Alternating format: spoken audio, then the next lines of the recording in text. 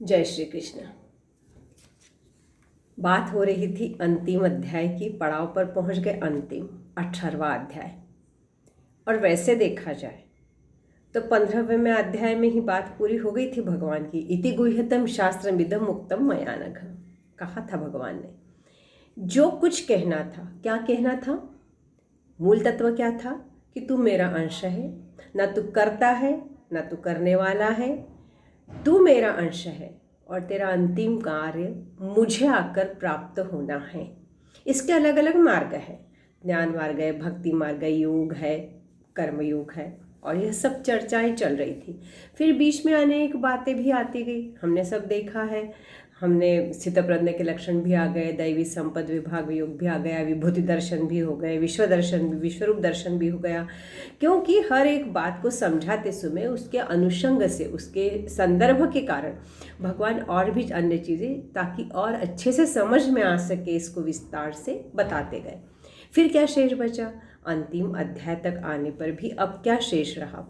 मूल बात, एक बात और समझ लें कि जितने भी हमारे विद्वान और जिन्होंने भी इस गीता पर फिर अपनी अपनी विवेचना लिखी, कही, सब ने आदि शंकराचार्य से लेकर इस 18वें अध्याय को एक अध्याय गीता कहा है। मतलब इस एक अध्याय को समझ लो तो और कुछ समझने की आवश्यकता, मतलब और किसी गहराई में जाने की आवश्यकता नहीं है अध्याय के।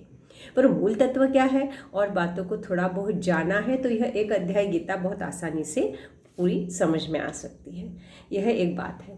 दूसरी बात यह है, ज्ञानेश्वर महाराज कहते हैं कि यह जो 18वां अध्याय है यह गीता रूपी मंदिर का कलश है। और कलश का क्या होता है? आप कलश के दर्शन कर लो तो ऐसा लगता है कि मंदिर के गर्भगृह के श्री के ही दर्शन कर लिए हैं। कितनी बार होता है ऐसा, जब बहुत भीड़ है, हम वारकरी बन के जाते, कलश दर्शन करके आते हैं और उस पहली सीढ़ी पर मत्था टेक के आते हैं। तो यह जो कलश दर्शन है, यह जो कलश है, इसके दर्शन प्राप्त कर ले तो पूरी गीता के दर्शन हो गए, ऐसा मानना है। तो फिर ये अध्याय क्यों आया है? दो बातें हैं, इसमें संपूर्ण गीता का सार है ही, और दूसरी बात, सार करने की क्यों आवश्यकता हुई? क्योंकि एक बात आप देखेंगे अच्छे से जब समझते हैं कि दूसरे अध्याय का जो 39वां श्लोक है, ऐसी बहुत से उदाहरण हम देख सकते हैं इसमें, जिसमें भगवान कह रहे हैं अर्जुन को, एषा ते भिहा सांख्ये बुद्धिर योगे तुमा शृणु। इसमें कहना चाह रहे भगवान, देख तूने बुद्धि को जान लिया, ज्ञान को जान लिया, और अब तुझे क्या करना है? बुद्धा युक्तो यया पार्थ कर्म बंधन प्रहास्यसि। यदि यह ज्ञान आ जाए, बुद्धि से तू कर्म योग करे तो उस कर्म बंधन के से मुक्त हो जाएगा। मतलब ज्ञान और कर्म की बात यहाँ की। और तीसरे अध्याय के तीसरे श्लोक में कहा, लोकेस्मिन् द्विविधा निष्ठा पूरा पोक्ता मया नघ सांख्य योगेन ज्ञान योगेन सांख्यानाम कर्म योगेन योगिनाम। मतलब दो प्रकार की निष्ठाएं फिर वहाँ बताई कि ज्ञानियों का ज्ञान योग, कर्म योग करने वाले का कर्मयोग, कर्म संन्यास का। फिर आगे आके चौथे अध्याय के अंत में फिर से यह कहते हैं भगवान कि देख तू अपने मन से अज्ञान का अंधकार विवेक रूपी ज्ञान से निकाल, तब जाकर क्या होगा कि तू कर्मयोग में समत्व रूप में स्थित होगा। मतलब हमेशा ज्ञान और कर्म की बात चलती आई। अब यह जब बातें चल रही थी तो अनेकानेक प्रश्न अर्जुन पूछ तो रहे ही हैं, पर कहीं ना कहीं ये दो चीज़ें फिर भी मन में शेष बची। कुछ स्पष्टता से जानना चाहा, ये दो तत्व समझ गए, ये दो प्रकार की निष्ठाएं जान गए, इन दो प्रकार की निष्ठाओं के कारण अनेकानेक जो बातें आगे बढ़ी उनको समझ गए। पर फिर भी अर्जुन है वह हमारे जैसा है, हम हैं वो अर्जुन तो ज्ञानी, पर हमारे निमित्त उसको निमित्त बनाया हमारे लिए, और हमारे निमित्त यह सब कुछ प्रबंध हो रहा है। तो इसलिए हम जैसों को फिर भी कुछ शंका मन में रह गई हो, कम से कम हम इस ज्ञान को समझ ले, उस कर्म को समझ ले, कैसा कर्म है, कौन सा कर्म है, तो भी बातें बहुत स्पष्ट हो जाएंगी, और तो भी हमारा सब कुछ उस परमात्मा का और मैं परमात्मा का और मुझे परमात्मा को प्राप्त होना है, यह सब कुछ आसान हो जाएगा। इसलिए यह 18वां अध्याय है और इसलिए 18वां अध्याय एक अध्याय गीता है, ऐसा कहा है। और जब इस एक अध्याय गीता की बात कही गई है तब शुरुआत कहाँ से हुई? फिर इस अध्याय की शुरुआत वहीं से हुई कि हमारे अर्जुन जो हैं उनके मन में इन दोनों को लेकर जो कुछ बात थी, तो इसलिए भगवान श्री कृष्ण को अर्जुन पूछ रहे हैं, संन्यासस्य महाबाहो तत्त्वमिच्छामि वेदितुम त्यागस्य च ऋषिकेश पृथक केशी निषूदन। कितने कितने विशेषण दे दिए, ऋषिकेश, महाबाहो, केशी, जिसको केशी निषूदन, 3 अलग अलग संबोधन अर्जुन इतने एक श्लोक में भगवान को कर रहा है। ऋषिकेश हो, 2 तरह से उसका ये ले ले, इंद्रियों पर विजय प्राप्त करने वाले, मेरे को विजय प्राप्त करने वाले, अंतर्यामी, मुझे समझने वाले, इस तरह से ऋषिकेश। तो मेरे को क्या चाहिए आप समझ गए हो और आप उसका निराकरण करो। और क्योंकि आप असुरों का निर्दालन करने वाले हो, असुर का निर्धारण जो किया, इसलिए केशी निषूदन की बात आई। तो वह उस असुर का निर्धारण करने वाले, मेरे मन के शंकाओं का निर्धारण करने वाले, हे ऋषिकेश, इतने वीर आप हो, योद्धा आप हो, मैं जानता हूँ, महाबाहो, क्या करो? तो अब आप ही मुझे यह बता दो कि क्या यह जो चीज़ है ज्ञान की, क्या कहा? त्यागस्य और संन्यास, यहाँ पर जो बात है, इनका जो अंतर है, इन मूल तत्व है, यह जो क्या है, मैं इसको समझना चाहता हूँ। तो मुझे अब त्याग का जो तत्व है, मुझे जो संन्यास का तत्व है, इनको थोड़ा अलग अलग करके, पृथक पृथक करके, और आप मुझे यदि समझाएंगे तो हे महाबाहो, हे ऋषिकेश, मुझे बहुत अच्छे से समझ में आ जाए, यह आप ही कर सकते हो। जो सूक्ष्म भेद है वह आप मुझे बताने का बताएंगे, प्रयास नहीं, आप मुझे निश्चित रूप से बताएंगे और मेरी शंका का समाधान करेंगे। आप जानते हैं, अंतर्यामी हैं, तो क्या आप कुछ ऐसा कर सकते हैं, मेरे लिए करेंगे? ऐसा नहीं कहा है, विश्वास है कि आप करोगे। मैं तो सिर्फ पूछ रहा हूँ, आप इन तत्वों को अलग अलग करके समझा दीजिएगा। तो यह जो चीज़ यहाँ आ गई है कि हे ऋषिकेश, यह संन्यास और यह त्याग का जो तत्व है, इसको आप मुझे बताएंगे क्या? तो पृथक पृथक करके और समझाने की बात की है। यहाँ पर जो संन्यास है वह ज्ञान के लिए है, और यहाँ जो त्याग है यह कर्मफल त्याग के लिए है। यहाँ संन्यास शब्द जो हम अपने आसपास सन्यासी देखते हैं, इसके लिए प्रयुक्त नहीं हुआ है। तो वह जो संन्यास है, वह संन्यास जो ज्ञान योग में, सांख्य योग में आया हुआ है, उस संन्यास की यहाँ बात कर रहे हैं। ज्ञान प्राप्त होने के बाद, या जैसा कि एक कर्मयोगी फल का त्याग करता है, क्योंकि यह निष्काम कर्म की बात जब वहाँ थी तो सबसे महत्वपूर्ण बात ही यही थी कि फलाकांक्षा ही त्याग दो, तो फिर काम निष्काम हो जाएगा।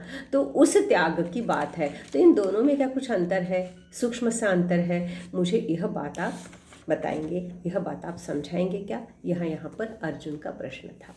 और देखिए यह कितना महत्वपूर्ण बात है, क्योंकि संपूर्ण गीता को समझते समझते आने के बाद भी हम भक्ति योग की जब बात कर रहे थे तो लगता था कि वह ज्ञानोत्तर भक्ति है। ज्ञान तो होना ही चाहिए, ज्ञान होना चाहिए, मतलब परम तत्व है, परम तत्व की एक भावना समझ में आई, परम तत्व की अनुभूति हुई और इन सब में से मुक्त हो गया।